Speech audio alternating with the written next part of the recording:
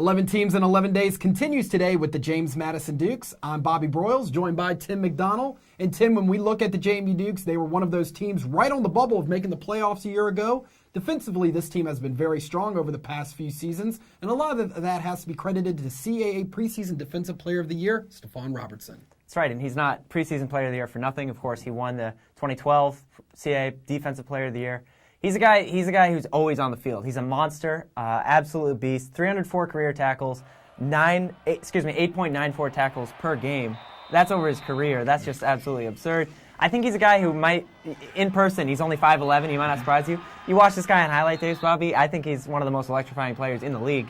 The other thing I like about him, Bob, if he's going to smack you if you go across the middle, and he's not afraid to celebrate after a little bit. He gets energized, he brings a whole other level to this team. I think defensively, everyone's going to be watching out for Stephon Robertson this year. Of course, Stephon being a Buck Buchanan Award watch list member, and we caught up with head coach Mickey Matthews at Media Day, and here's what he had to say about his senior linebacker. Well, Stephon has been a tremendous defensive player since the day he walked on campus. You know, we redshirted him, then that fall, it didn't take a week and a half, 2 weeks for him to win a starting linebacker job from some older players. And we have felt like he's been the best player in the country for the last 2 years. I think Stephon, he just has tremendous ability. You know, he has great quickness.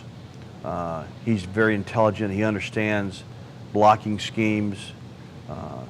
He's not the biggest guy in the world, so we encourage him not to get many bench press contests during the game. You know, because he's not 6'1" or 6'2". You know, he's 5'11".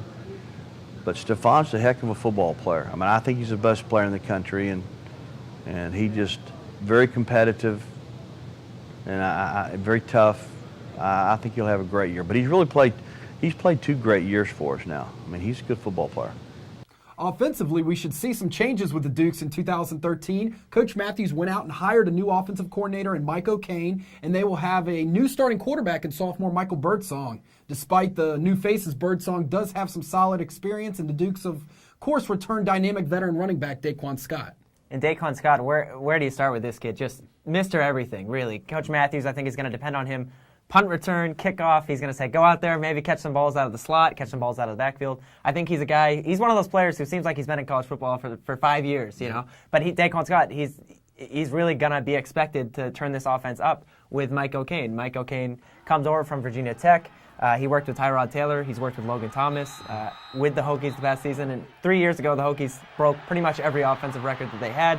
I think Mickey Matthews was familiar with Coach O'Kane, and he knew preparing against them that it was difficult. I think it's an exciting time because we've never really seen an open JMU offense. We've always seen Coach Matthews loves to run the ball and grind it out. Maybe Birdsong now came on late last season. Maybe he can start throwing the ball a little bit more. Maybe we can see some differences offensively for JMU, which is something that we're not accustomed to. And once again, let's hear from Coach Matthews this time about his new signal caller under center. Well, Michael was our most improved player in spring training from day 1 to day 15. You know, everyone asks me what I like about him, and you've heard me say before that what we like about Michael is he has so much ability to play the position. You know, he's 6'5", he's 240, he has a great arm, he's competitive, he's intelligent, but he's like all young quarterbacks. He's going to make some decisions that I don't agree with. He and I will probably discuss from time to time. But Michael he's really, you know, football's a really high priority to Mike. If you're around him, he was around the entire summer. You know, he would throw. I see him out throwing passes to the trainers. You know, if we had him play. I mean, he likes to play football, and he'll get nothing but better as the season goes along. It'll be interesting what the improvement curve is with him.